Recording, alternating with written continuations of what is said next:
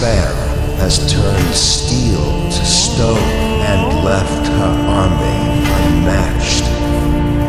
Only you can wield the hammer of the gods and bend steel your will.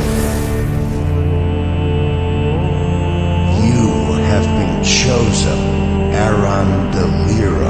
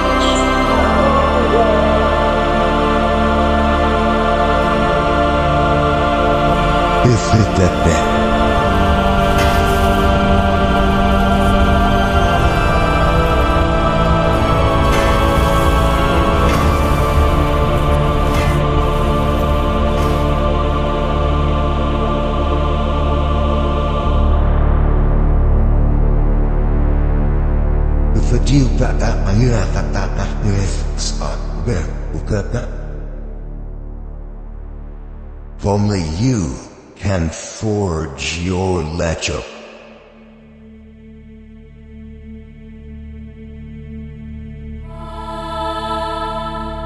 What could you possibly say? You're here to kill me.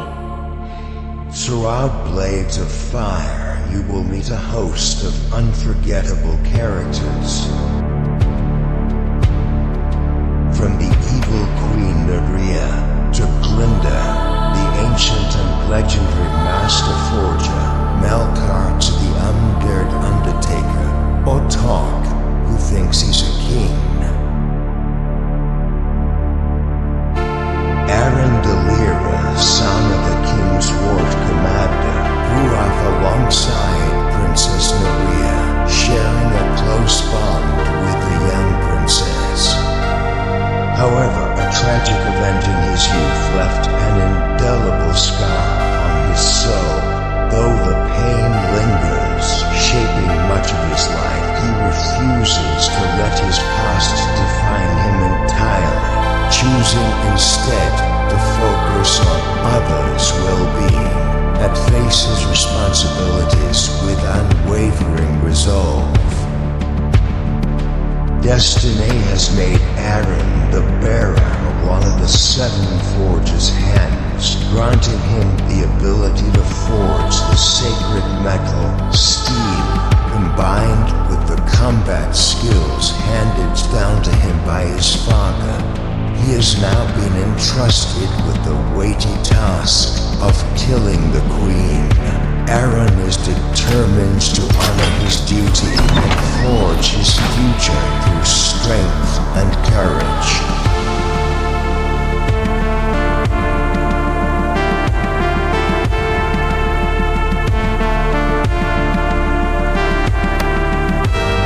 What a special place! If you want me to draw it, send me the cap.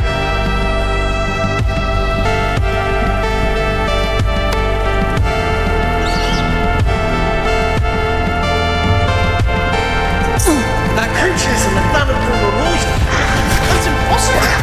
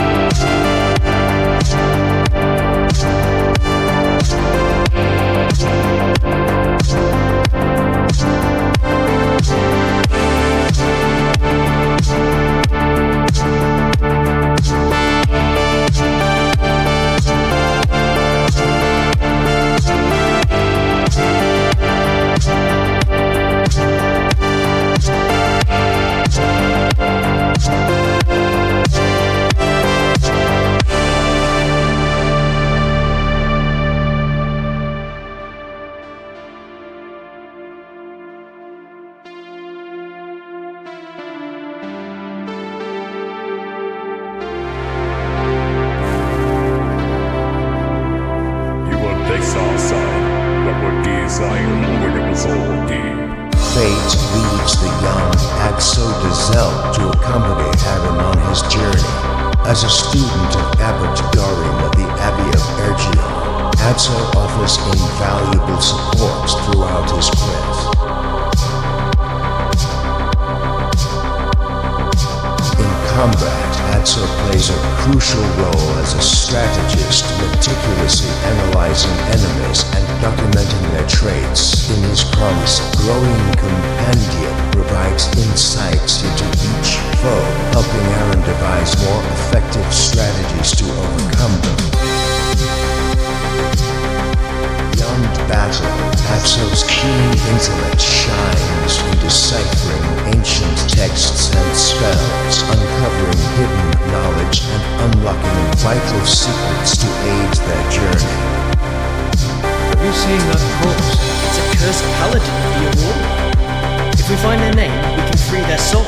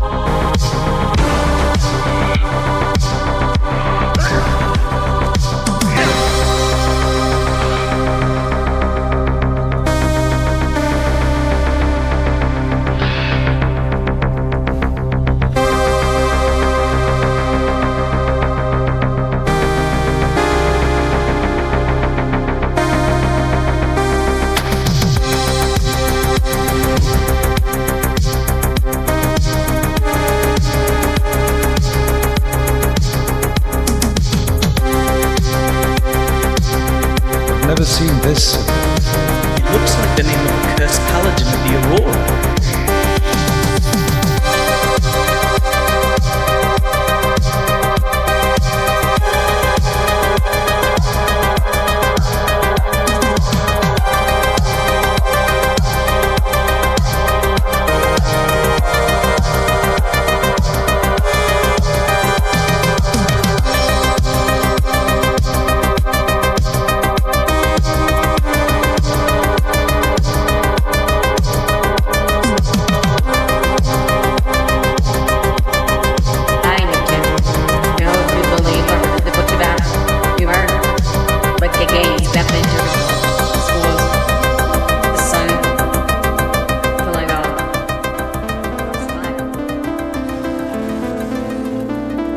Glinda, an ancient and legendary master forger, becomes Aran's guide and mentor, unveiling the profound mysteries and sacred craft of the master forgers themselves. Speaking with Aquarius, she observes him closely, scrutinizing his actions, decisions, and growth.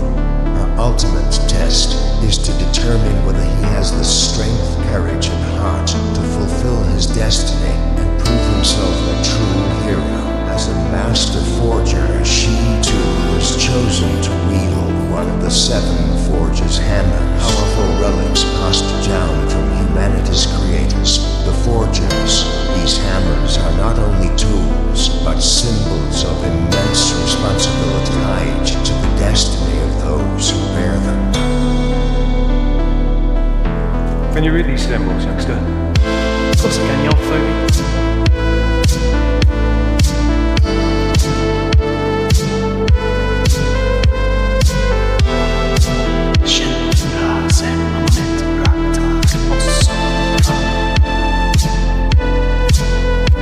Are you sure you said it right? Of course I did.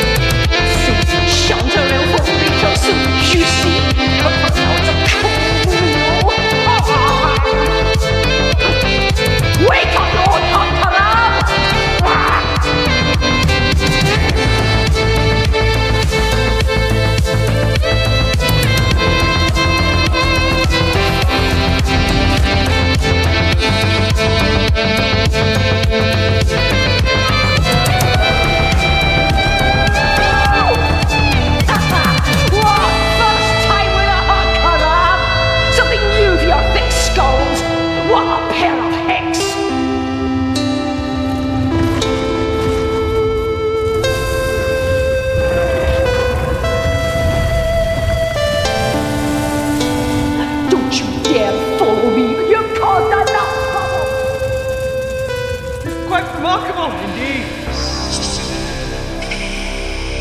Talk, the ogre who thinks he's king. He'll be a good help to have on side in trying to navigate the lands and armies of Duria. But an ogre is still an ogre, and those massive serrated teeth are a constant reminder of that.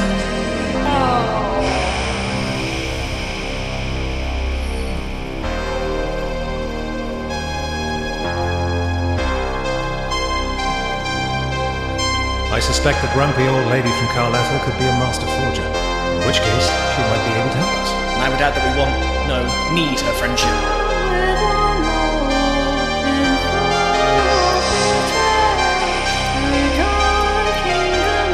I can't believe we're here. Where is he? Are you kidding? This is Carletha, the Garden of Forger's Wonders.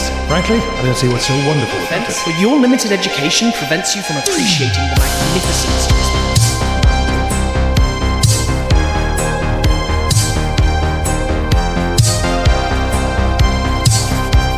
For these insidious dwarves, I would call them reflexes. Very appropriate!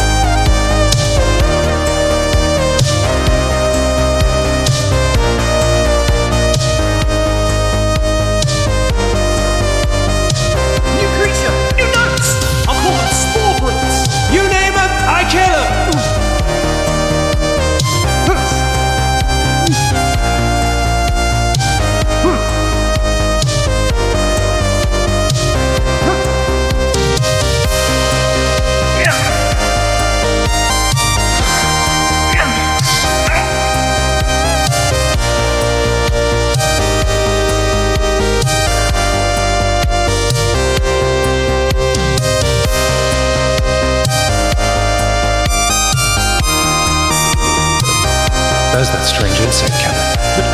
That's what the old woman called it. I tell you, the old witch is leaving. She doesn't like us, Aran. She's made that very clear.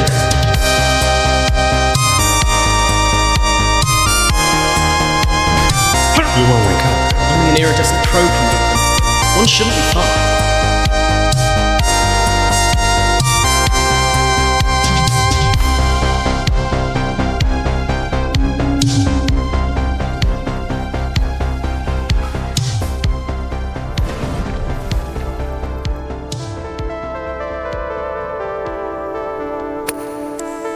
Long ago, Melcart was an undertaker at Joyan Graves.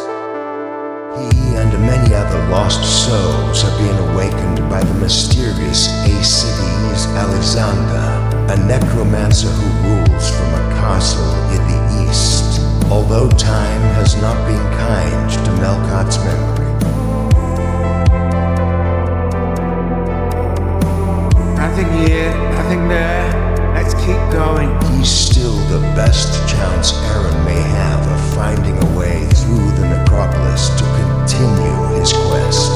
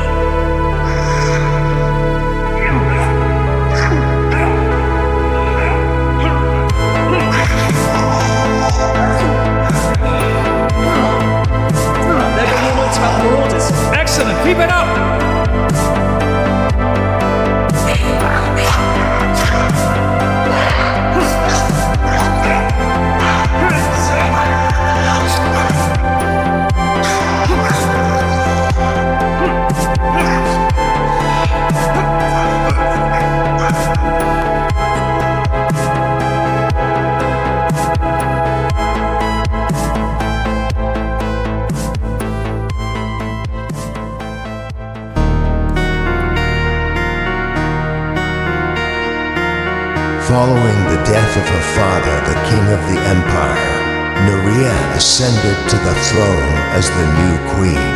The people looked to her with hope, believing her reign would usher in an era of prosperity and greatness. But little do they know what her rule would truly bring. The statue of Nerea, just as I remember her. It fits. It's fascinating.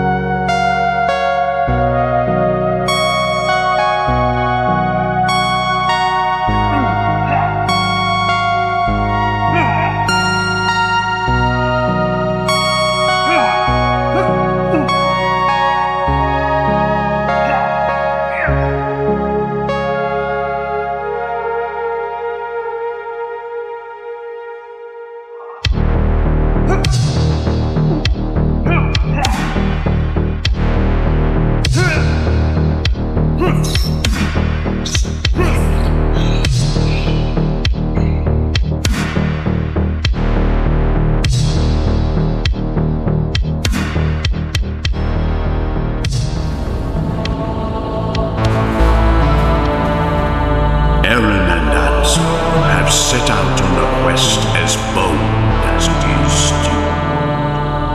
On their journey, they'll cross the scorched remains of Melcart hamlet.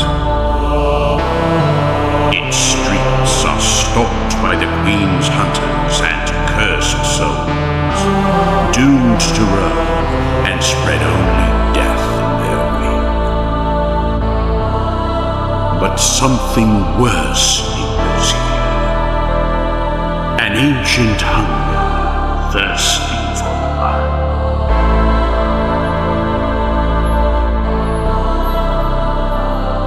To face the Crimson Fort is madness, but it blocks the only path to Nerea, the ancient city where fate pulls Aran and Adso closer to the palace. Cursed long ago, its inhabitants endure a living death. Their bodies decayed, their minds broken. There's nothing left in them but pain and violence. And yet, deep within the ruins, someone may still live.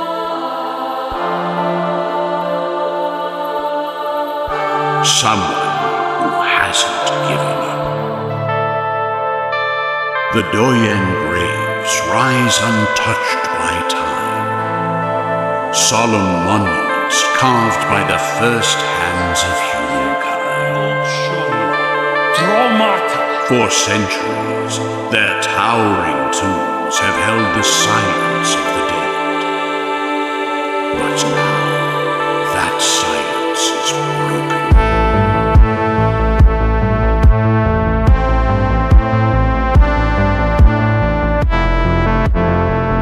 A necromancer's call has roused the graves.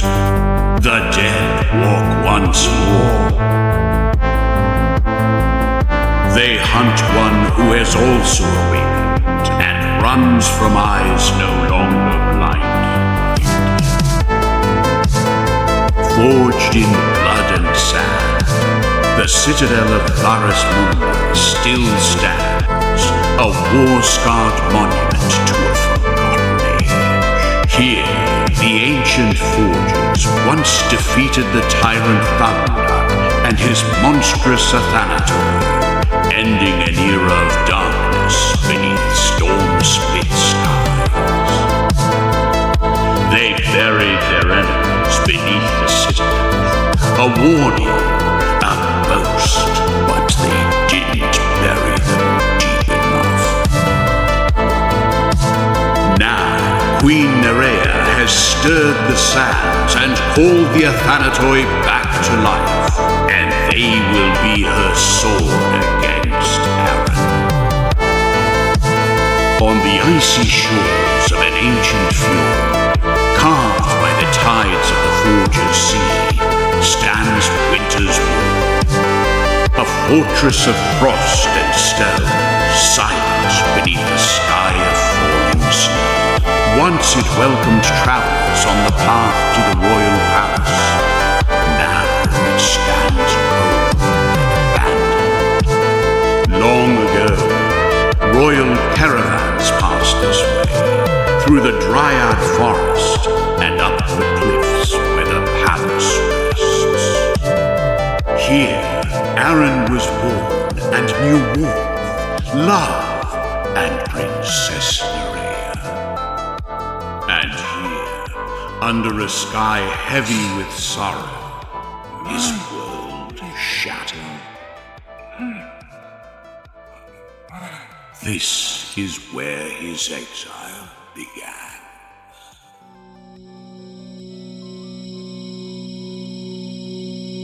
Oh, Majesty, call for me. In dreams I long to be once lost in the darkness, bringing light to what we see. We're trapped in a world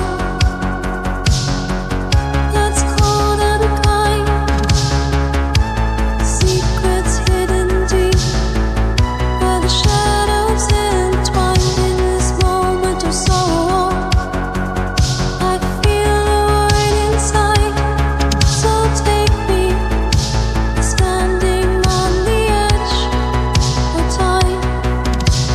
Come forth, beloved child, leave behind your worldly fears.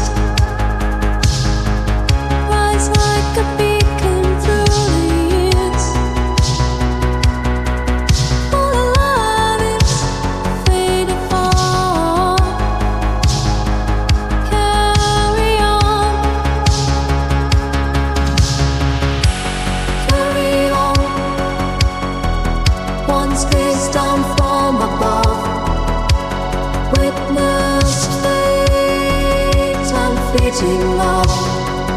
Now bound by the silence, caught in the web of grief. Oh, Majesty, call for me. From the depths of night arise, beloved shine.